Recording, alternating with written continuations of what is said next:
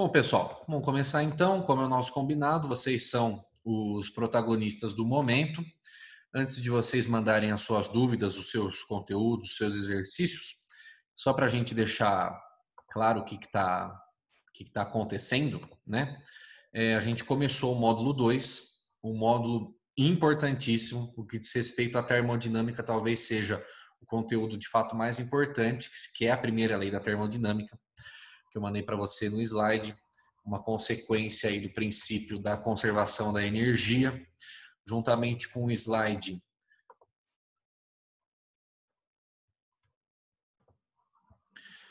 primeira lei da termodinâmica, juntamente com os ciclos gasosos, lá os gráficos dos diagramas pressão-volume, vão resolver muitos exercícios, tá, pessoal? Vão resolver muitos exercícios que a gente vai encarar em termodinâmica, tá?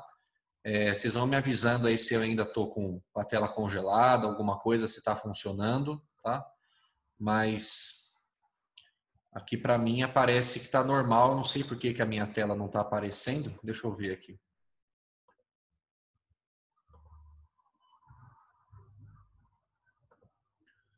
Bom, vamos. Acho que o meu vídeo tá destacado aqui, tá em primeiro plano para vocês acompanharem, tá? Então, pessoal, fiquem muito atentos que a gente vai tratar aí dessa primeira lei da termodinâmica, que é o módulo 2, por algum tempo. A gente vai ficar aí as duas aulas de hoje e possivelmente as aulas da semana que vem tratando sobre isso. A apostila 2 é uma apostila do segundo bimestre, uma apostila mais curta. A gente tem pressa para ficar aí com o conteúdo, coisa que no primeiro bimestre a gente tinha, né, uns 6 módulos, a gente trocava muito de conteúdo e tal. E o segundo bimestre é só termodinâmica. Então a gente consegue fazer isso com calma e com a atenção que esse assunto requer, tá? Eu não sei se vocês já viram os slides e a aula que eu mandei para vocês, né, a respeito de primeira lei. Eu acho que vai ser importante para a gente conseguir aproveitar bem esse momento que a gente tem agora, que é mais para tirar dúvidas. A ideia, salvo exceções, não é a gente ficar repetindo muita coisa aqui sobre matéria, menos que a gente perceba realmente que a coisa deu uma enroscada, né? Aí a gente usa essa aula aqui para repetir a teoria, para conversar mais, mas a princípio a gente continua aí com os exercícios, e o vídeo que eu mandei para vocês na aula de hoje, ele é muito útil porque ele serve como base para muitos outros.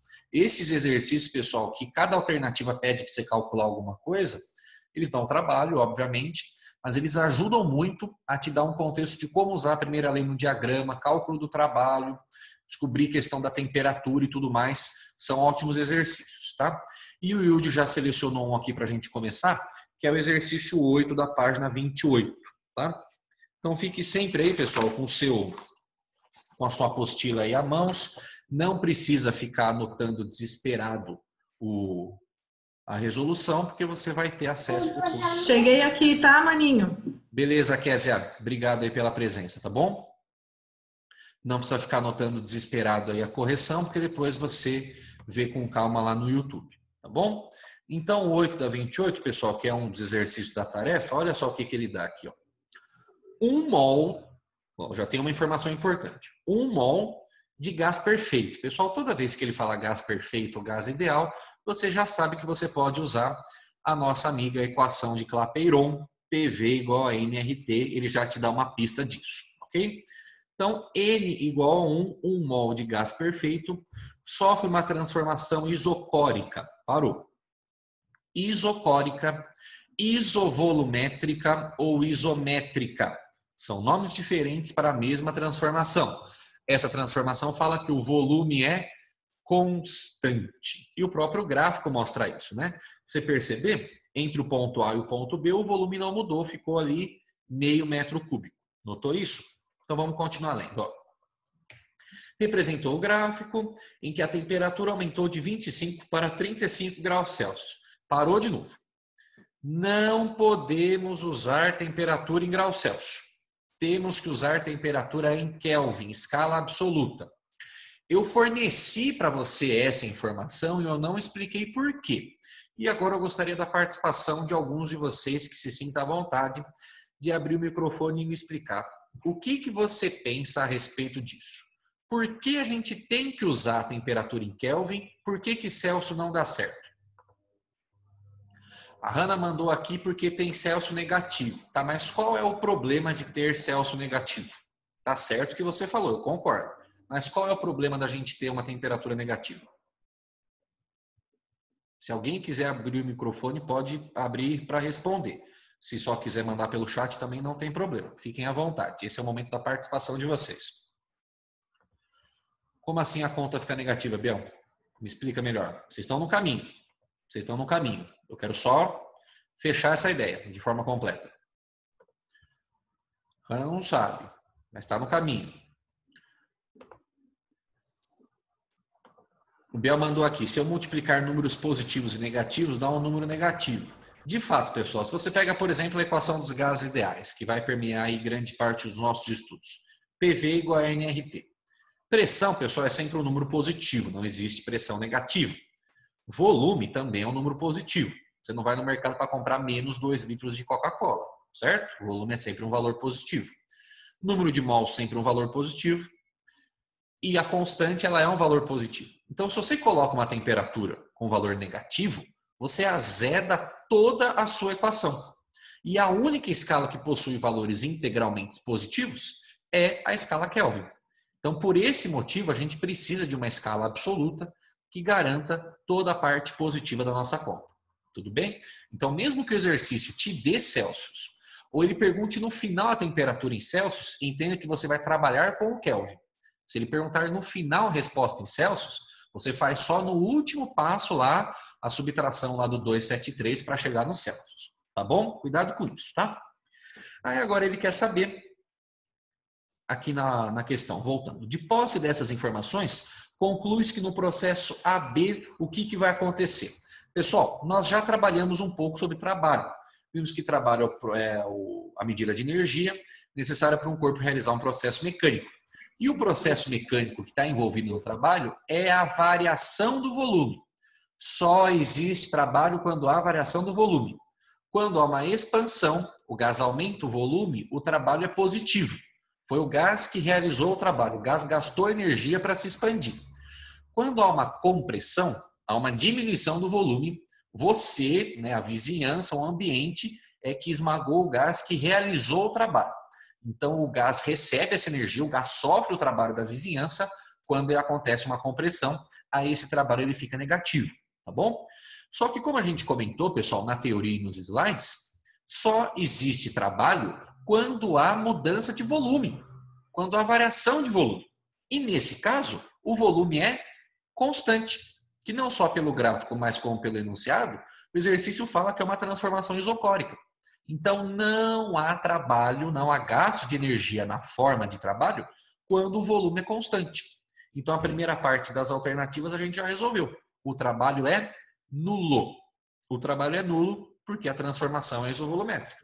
Então, só com essa informação, a gente já ficou entre a alternativa A e a alternativa B. Percebeu? Porque a C e a D fala que o trabalho é positivo ou negativo. Mas a gente já descobriu que ele é nulo. Perfeito? Todo mundo concorda comigo? O que eu vou fazer agora, pessoal, é a continha para a gente calcular a variação da energia interna, tá bom? Pode falar, Hanna, qual é a sua dúvida?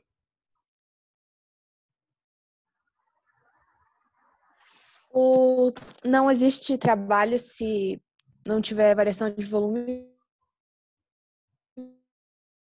Não existe trabalho se não tiver variação do volume. Não existe. Delta V? Fala de novo. Ideia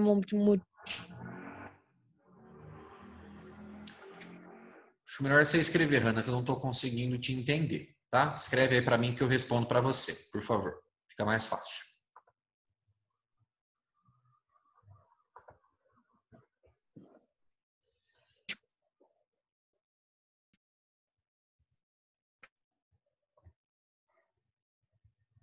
Eu vou abrir aqui para vocês um PowerPoint, só para a gente digitar aqui o passo a passo do exercício, enquanto a Hanna manda o restante da pergunta para mim, tá bom? Aí eu já vejo e já respondo aqui, tá? Então, olha aqui, pessoal. Vou abrir aqui um PowerPoint para a gente digitar a resolução do exercício, tá? Então, não tem a ver. Não sei se é só para mim, mas o áudio está cortando, eu não estou conseguindo entender. Eu entendi a primeira parte. Quando não tem variação do volume, sim, não tem trabalho. Aí o restante que eu não consegui entender.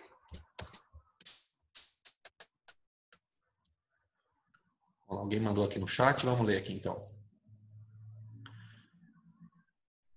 Então, ó, Lara mandou. Professor, então nessa questão o trabalho é nulo porque o volume é constante? Sim. Travou. Quando o volume é constante, não há realização do trabalho. Então, olha aqui, ó, não há variação porque ΔV igual a zero é uma multiplicação. Perfeito, exatamente. ΔV é uma multiplicação, daí seria por zero? Exatamente. Quando você tem a expressão do trabalho lá, trabalho igual a P ΔV. Na transformação isovolumétrica, o volume final é igual ao inicial, certo? Então, ΔV é igual a zero. Aí, zero vezes a pressão dá zero. Por isso que o trabalho é igual a zero. Tá bom? É exatamente isso. Vocês duas falaram a mesma coisa de formas diferentes, tá certo? Tá bom? Agora, pessoal, o exercício fala aqui que a gente vai precisar calcular a variação da energia interna. Como é que a gente vai fazer isso? Vamos fazer uma coisinha aqui, ó. A gente vai ter que usar a primeira lei. Então, qual é a primeira lei da termodinâmica? Delta U, variação da energia interna, igual a calor menos o trabalho. Esta é a primeira lei da termodinâmica. Mas nessa transformação, que é uma transformação isocórica, isovolumétrica e isométrica, já conversamos que o trabalho é igual a zero. Perfeito? O trabalho é igual a zero. Então, se o trabalho é igual a zero, a gente descobre que a variação de energia interna é igual ao calor. Tudo bem? E o exercício fala aqui para a gente calcular o calor. Na verdade, para calcular a variação da energia interna. A gente teria duas formas de fazer isso. A gente poderia calcular a variação de energia interna usando o calor, só que a gente não tem ferramentas para calcular o calor nesse exercício. E aí, pessoal, a gente vai ter que usar um conceito que a gente viu lá no slide, está lá para você. Se você quiser acompanhar, tem até na apostila, e eu mostrei isso para você lá na teoria, uma forma da gente calcular a variação da energia interna quando acontece essa transformação aí que a gente está estudando. Está lá no seu slide, pessoal, que a energia interna, vou colocar aqui na forma de uma fração, ó, só um instantinho, que fica mais fácil para você entender o que eu quero escrever. A variação delta, vou colocar como 1 primeiro. A variação de energia interna é igual a 3 meios de nRT. A variação de energia interna de um gás, nós conversamos na teoria, que ela é uma função exclusiva da temperatura. Só depende da temperatura. Número de mols e constante são valores fixos, não mudam. Só depende da temperatura. Isto é energia interna. Só depende da temperatura. Então, como a gente quer calcular a variação da energia interna, o que eu vou fazer? Ó? Variação da energia interna vai ser a energia interna. A internet aí do Colégio do Boqueirão tá muito ruim. Tá travando? Pessoal. Qualquer coisa vocês vão comentando aí se está em algum momento travando, ficou muito tempo travado, eu retorno para explicar alguma coisa que não ficou clara aí para vocês entenderem, tá? Continua travado? Vocês me ouvem agora? Tudo bem? Ok. Vamos lá. Vamos tentar de novo. Energia interna está lá no seu slide, 3 meios de nRT. Função exclusiva da temperatura. Se a temperatura aumenta, a energia interna aumenta e vice-versa. Ok? Agora, como ele quer a variação da energia interna, eu vou calcular a energia interna final menos a energia interna inicial. Isso é variação. Se você olhar no seu gráfico da questão 8, o gás ele começa no ponto A e vai para o ponto B. A gente consegue ver isso pelo sentido da flechinha. Ele começa no ponto A, vai até o ponto B. Percebeu isso? Então, o que a gente vai ter que fazer é calcular a energia interna do ponto B, que é a final, e subtrair a energia interna do ponto A, que é o ponto inicial. Ok? Beleza? Então, vamos fazer isso. Vamos calcular. Energia interna do ponto B. Está aqui, ó. Vou usar essa formuleta, 3 meios de nRT, aplicada ao ponto B, ok? Esse 3 sobre 2 é uma formulinha pronta que a gente chega nela por ferramentas que a gente não consegue resolver só com o ensino médio. Esse 3 meios, pessoal, tem a ver com uma coisa, para quem tem curiosidade pode pesquisar, que chama graus de liberdade. Quando um gás ele tem graus de liberdade, ele tem formas de se deslocar. Porque a gente tem um deslocamento do gás de forma translacional, né, um movimento de translação, ele muda a posição dele no espaço, ele está aqui, vai para lá, vai para cá, isso é um grau de liberdade. Se o gás for monoatômico, por exemplo, um gás nobre, o hélio, é só uma molécula lá, só um átomo sozinho. Ele não tem um movimento de rotação, porque se você gira, você tem o mesmo formato. Agora, se você tem um gás diatômico, por exemplo, o gás oxigênio, que são dois átomos lá de oxigênio ligados lá por ligações químicas. Esses caras, você tem que pensar neles como se fosse um cotonete. As bolinhas lá, as pontas do cotonete são os átomos e a barrinha lá do meio, a haste, é a ligação química. Esse cara, ele pode fazer um movimento de rotação. Então, ele tem um outro grau de liberdade. Existe um outro grau de liberdade, uma outra forma de você fazer uma movimentação de um gás, que é de forma vibracional, as moléculas vibram. Quanto mais graus de liberdade você tem, você muda essa equação da sua energia interna. A energia interna está intimamente relacionada com esses graus de liberdade. Então, se você aumentar o grau de liberdade, o próximo valor que teria de energia interna seria 5 sobre 2, dependendo de como são as moléculas do gás. Tá? Isso a gente estuda com mais detalhes só no ensino superior. Então, vou pedir por enquanto para vocês aceitarem o 3 sobre 2 aqui de uma formulinha pronta. Tá bom? Então, vamos resolver aqui. Ó. O exercício que a gente vai precisar calcular a energia interna no ponto B. Então, é 3 meios de NR vezes a temperatura do ponto B. Tá bom? E o exercício falou que a temperatura do ponto B é 35 graus Celsius. Ele está indo de 25 para 35. Lembra disso? Então, vamos calcular separado aqui, ó, essas temperaturas, que a gente tem que converter para Kelvin. Temperatura no ponto A é 25 graus Celsius. Se eu somar o nosso amigo 273, isso vai dar 298. 298 Kelvin, ok? Faço a mesma coisa para a temperatura no ponto B. Ela era 35 pelo enunciado. Somo 273, teremos 308. 308 Kelvin. Tudo bem? Então vão ser essas temperaturas que a gente vai colocar aqui. 3 meios. O nosso 3 meios permanece. O número de mols do exercício deu para nós, que é 1, está lá no seu enunciado. 1 mol de gás perfeito, ok? R, pessoal, é a constante. E perceba pelas suas alternativas que ele usa o R. Você não vai precisar substituir o valor de R. Deixa o R quietinho aí, tá bom? E ainda vai multiplicar agora pela temperatura do ponto B, que a gente calculou que é 308. Tudo bem? Beleza? Pessoal, faz essa continha aqui comigo, ó. 308 dividido por 2. Pega esse 3 meios, esse meio que está aqui, divide por 308. 308 dividido por 2, 159, é isso? Se for 150 é 300, 159, tá certo? Vamos só conferir aqui para a gente não fazer caquinha.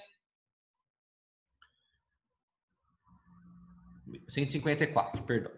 154. 154 vezes 3, que tem aquele 3 que está multiplicando ali em cima, certo? Então, você está fazendo 308 dividido por 2 e o resultado multiplicado por 3. Isso deu 462. Só que ainda tem o R que sobrou lá, tá bom? Então, eu fiz 308 dividido por 2, multipliquei por 3, deu 462. E estou carregando o R, que é a constante. Tudo bem? Todos comigo? Faça a mesma coisa agora, pessoal, para a energia interna do ponto A. Energia interna do ponto A. 3 meios de NR, só que agora a temperatura é a temperatura do gás no ponto A, né?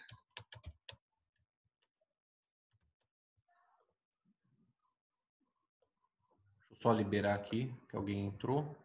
Pronto. Agora vamos substituir aqui os valores novamente. O número de mols, a gente sabe que é 1, está no enunciado. O R a gente não vai mudar, porque a alternativa usa o R. E a temperatura do ponto A é 298. Calculamos na escala Kelvin. Perfeito? Então vamos lá. 298 dividido por 2, para a gente fazer rapidinho aqui, ó. 298 dividido por 2, 149. 149 vezes 3, 447. Tá bom? 447 vezes a constante universal R. Ok? Como o exercício quer saber a variação, pessoal, aí você faz uma menos a outra. Ok? Então, o B menos o A vai ficar 462 menos 447. Tá aí. 462 menos 447 está dando 15. Tá aí. 15R, né? É 462R menos 447R. Então, isso resulta em 15R, que é o que está escrito na alternativa A. O trabalho é nulo, já explicamos por quê, é uma transformação isovolumétrica. Variação de energia interna, eu poderia calcular de duas formas. Eu poderia calcular pelo calor, mas como ele não me deu uma forma de calcular o calor, uso a minha teoria, energia interna igual a 3 meios de nRT. A temperatura ele me deu no enunciado, só toma cuidado para converter para Kelvin, tá bom? E substituir nos 3 meios, colocando os valores apropriados, fiz um menos a outra, porque ele quer, né, variação, final menos inicial, cheguei aí em 15R. Tudo bem? Deu para pegar a ideia? Tranquilidade? Show de bola. É isso aí. Pessoal, então, mais alguma pergunta, algum outro exercício, alguma outra ideia que não ficou clara? Fiquem à vontade aí, tá bom?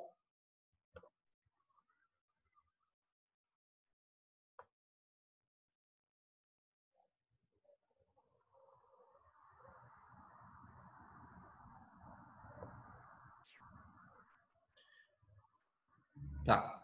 Gases monoatômicos são gases formados apenas por um átomo, que são os gases ideais, né? Eles não precisam se ligar com ninguém para eles ficarem estáveis. Você já aprendeu lá na química que o gás nobre ele tem já 8 elétrons na camada de valência, com exceção do hélio que tem 2, mas ele fica estável com 2 também, é a exceção. E aí ele não precisa se ligar com ninguém, ele é uma bolinha solta no universo, ele fica estável. Um gás diatômico é, por exemplo, o gás oxigênio. Um átomo de oxigênio, um átomo de oxigênio ligado, tá bom? Gás monatômico formado por um único átomo, tá bom? A Lara já tinha perguntado antes, né? Vou seguir aqui a ordem para depois eu fazer o... Você entendeu, Lara? Valeu? Como é que é? Vai precisar do exercício 20 ainda? Prof, é que eu olhei na apostila, não estava feito, só que daí agora eu vi no meu caderno que eu tinha feito, aí eu entendi o exercício. Tá, tudo bem então. Mas obrigada. Jóia. A Carol perguntou o exercício 9, pessoal. Vamos lá então. Então, esses exercícios, pessoal, que cada alternativa pede para você fazer uma coisa, eles são muito bons para a gente treinar, tá bom? Então vamos lá, ó. Exercício 9 da página 29. Vamos lá. Na transformação isotérmica, parou. Isotérmica, a temperatura é constante. Então, entre o ponto 1 e o ponto 2, ele não mudou a temperatura. Show de bola. Representada a seguir, conclui-se que... Pessoal, se a transformação é isotérmica, tem um cara da primeira lei da termodinâmica que não muda. Quem é? Quem é a energia que só depende da temperatura? Alguém fala aí para mim. Um de cada vez, para não tumultuar. Qual é a energia que só depende da temperatura? Oi, segundo ano. Isso. Biel mandou aqui. Energia interna. A energia interna é a energia que só depende da temperatura. Temperatura aumenta, energia interna aumenta. Temperatura diminui, energia interna diminui. Temperatura ficou constante, que é o caso dessa transformação. Energia interna ficou constante, não mudou. Então, só com essa ideia, a gente já exclui a alternativa A e a alternativa B. Percebeu? Porque ele fala na A que a energia interna diminuiu e fala na B que a energia interna aumentou. Isso não é verdade. A energia interna ficou constante, porque é uma transformação isotérmica. Ok? Beleza?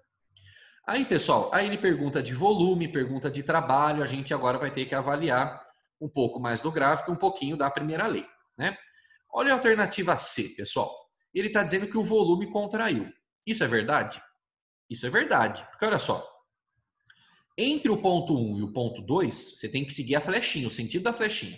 O gás começa no ponto 1, vai até o ponto 2, certo? O volume do ponto 1 é meio metro cúbico, está no gráfico. O volume do ponto 2 é 0,2 metro cúbico. Então, ele foi de meio para 0,2. Então, realmente houve uma compressão. Beleza. Só que daí ele está dizendo que o gás recebeu calor. Vamos ver se isso é verdade ou não. Olha só. Estou no exercício 9 da página 29. Já eliminamos duas alternativas. Estou na alternativa C. Eu já sei que aconteceu uma compressão pela análise do gráfico. Como ele está falando de calor, pessoal, se ele falou de calor, eu preciso analisar a primeira lei. É a única forma que eu tenho para descobrir o que aconteceu com o calor. Então, o que eu faço? ΔU igual a calor menos o trabalho. Só que é uma transformação isotérmica. Então, como é uma transformação isotérmica, o ΔU vale 0. A energia interna é constante. Se o ΔU igual a 0, pessoal, você conclui o quê da primeira lei? Que o calor vai ser igual ao trabalho. Concorda comigo? Dois números subtraídos dão 0, um é igual ao outro. Então, o calor é igual ao trabalho na isotérmica. Agora, vamos lá. Já estudamos isso. Compressão. Eu descobri que é uma compressão pelo gráfico. Se é uma compressão, pessoal, qual é o sinal do trabalho? O trabalho é positivo ou o trabalho é negativo? Alguém manda aí para mim. Compressão. Trabalho positivo ou trabalho negativo? Já mandaram aqui. Trabalho negativo. Show de bola. Então, se o trabalho é negativo, o calor também vai ser como? Vai ser negativo, porque eles são iguais. Percebe? Eles são iguais tanto em valor como em sinal, obviamente. Então, na isotérmica desse exercício aqui, como aconteceu uma compressão, o calor é negativo. E o que significa um calor negativo? É um calor absorvido ou é um calor liberado? É um calor liberado. O calor positivo ele é absorvido pelo material. A gente já viu isso lá na calorimetria. E o calor negativo é um calor liberado. Então, isso faz com que a alternativa C esteja errada. Ele acerta que foi uma compressão, mas ele fala que o gás recebeu o calor. Isso está errado. É um calor liberado por causa do sinal. Tá bom? A Hanna mandou aqui. Mas como que a temperatura muda se é isotérmica? Não, a temperatura não muda. Se é isotérmica, a temperatura é constante. A gente sempre tem que diferenciar, pessoal, a ideia de calor com temperatura. Lembra disso? Existe possibilidade do gás absorver ou liberar calor mesmo com a temperatura constante. Por quê? Porque ele pode sofrer uma compressão, uma expansão. E aí você faz esse saldo de energia, tá? Então a gente tem que diferenciar muito bem o que é calor e o que é temperatura e entender que na primeira lei a gente só analisa energia. A gente só analisa, no caso, o calor. A temperatura a gente deixa um pouquinho de fora, mas usando a ideia da transformação, que no caso era isotérmica. Tudo bem? Então é possível sim mudar a temperatura de um gás, ou é possível o gás absorver ou liberar calor deixando a temperatura constante, tá bom? Alternativa D. O trabalho realizado pelo gás foi de 3 joules. Pessoal, o trabalho foi realizado pelo gás. Vamos lembrar. Quando o trabalho é negativo, o gás ele sofre o trabalho. Ele não realiza. Ele não realiza o trabalho. Quem realiza o trabalho na compressão é a vizinhança. É o observador. É você esmagando o gás. Então, essa palavrinha, trabalho realizado, está errado. Você nem precisa calcular. Nem vai precisar calcular. O trabalho não foi realizado pelo gás. O gás sofreu esse trabalho, porque ele era negativo na compressão. Isso deixa a alternativa D errada. Se ele dissesse, o trabalho foi sofrido pelo gás de tantos, aí você precisaria calcular pela área do gráfico, né? Pela área embaixo da curva, mas a gente precisaria arrumar a unidade da pressão que está em atmosferas. A gente só pode calcular no sistema internacional quando estiver em Pascal. Mas nesse caso nem vai precisar por causa dessa palavrinha aqui. Você percebe que uma palavrinha muda toda a física do exercício. Tá bom? Bom, eliminamos todas, só pode ser a alternativa E. Mas vamos entender por quê.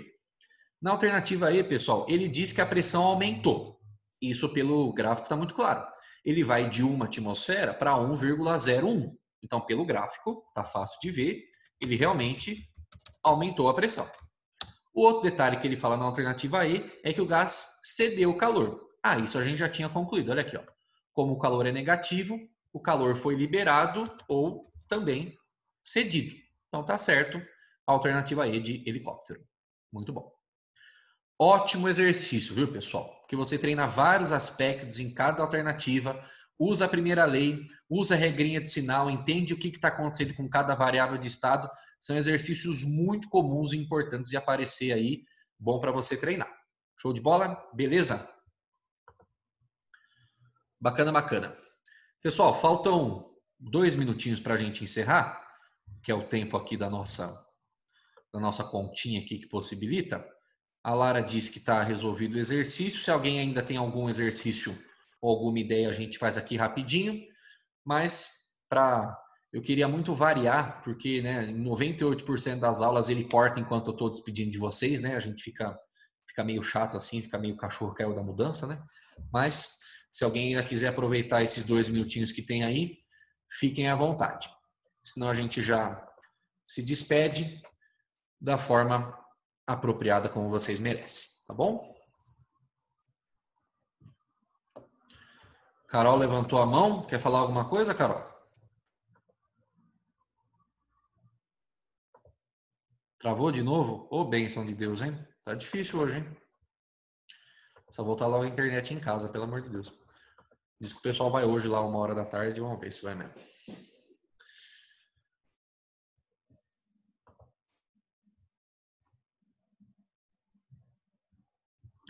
Sim, Carol, eu estou gravando a live, tá? Logo mais eu já subo no YouTube para vocês acompanharem lá o passo a passo, tá? Eu posso postar no iClass para vocês, mas tendo lá, se vocês estiverem inscritos lá no canal lá do Física 40.0, até hoje à tarde eu libero lá para vocês, tá bom?